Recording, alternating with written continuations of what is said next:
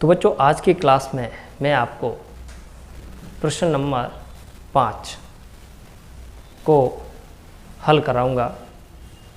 तो आप इस प्रश्न को ध्यान से देखिएगा तो आपको ये प्रश्न अच्छे से समझ आ जाएगा।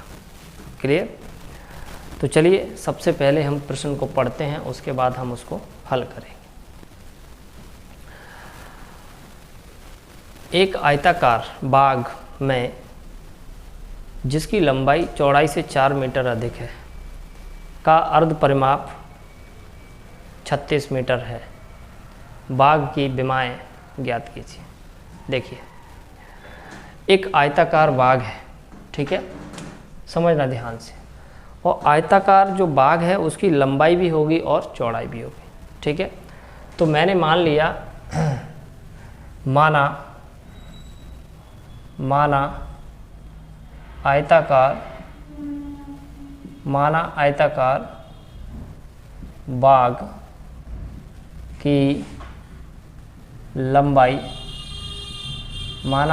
बाग की लंबाई x है, ठीक है। अब लंबाई x है, ठीक है, तथा चौड़ाई मैंने y मान ली। माना आयताकार बाग की लंबाई मैंने कितनी मान ली x तथा चौड़ाई कितनी मान ली y। अब ध्यान से समझिएगा। अब देखिए इनका जो अर्ध परिमाप है वो कितना दे रखा है भाई, 36, ठीक है। तो देखो अर्ध परिमाप की अगर मैं बात करूं तो ये होता है x प्लस y, यानी कि लंबाई प्लस चौड़ाई, और ये कितना दिया है 36, ठीक है। आगे क्या कह रहा है वो, आगे की कंडीशन में दिया है कि लंबाई चौड़ाई से 4 मीटर अधिक है ना, लंबाई चौड़ाई से 4 मीटर। तो ये जो लंबाई है वो चौड़ाई से 4 मीटर अधिक है, और ये समीकरण नंबर हमारा 2 बन गया, ठीक है बच्चों। एक बार फिर से समझिए कि जो अर्ध परिमाप होता है वो होता है लंबाई प्लस चौड़ाई, और बराबर कितना दिया है 36। और एक कंडीशन और दे रखी है, उसमें क्या दे रखी है कि जो लंबाई है वो चौड़ाई से 4 मीटर अधिक है, ठीक है। अब यहाँ से हम वैल्यू निकाल लेंगे, ठीक है बच्चों। तो देखिए ध्यान से, अब हम यहाँ से वैल्यू निकालेंगे। तो जाओ x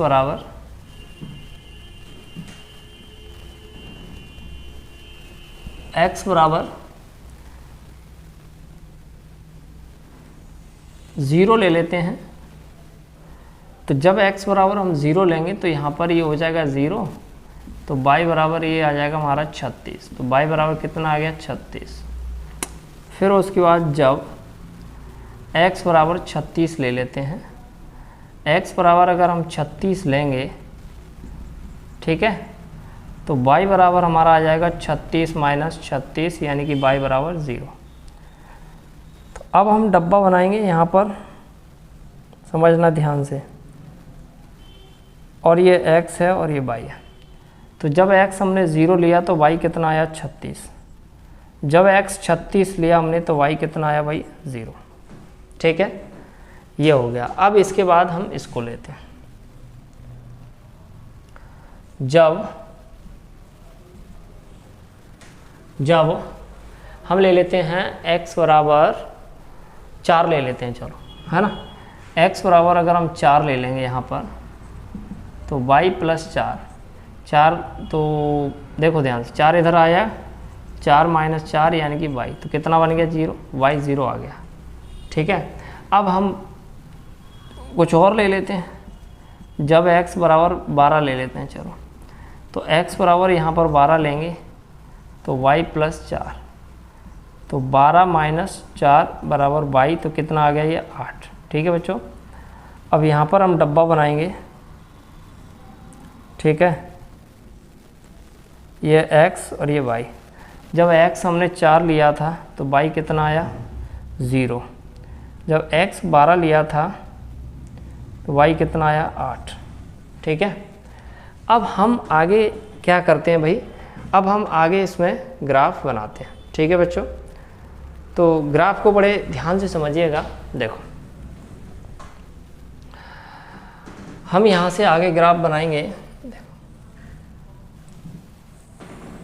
ये हमारा x, ये हमारा x, और ये x डैश, ये y, और ये y डैश। ठीक है बच्चों। अब देखो अगर हम यहाँ पर एक एक लेके चलेंगे तो 36 बहुत ज़्यादा लंबा पड़ जाएगा, तो हम क्या करते हैं, इसको ऐसे लेके चलते हैं मल्टीपल में। ये 8 हो गया, 8 दूनी 16, 8 तीन 24, 8 चौक 32, 8 पंजे 40, 8 छंगे 48। ठीक है, ठीक। तो 32 के बाद यहीं पे क्या होगा, 36 होगा। ठीक है,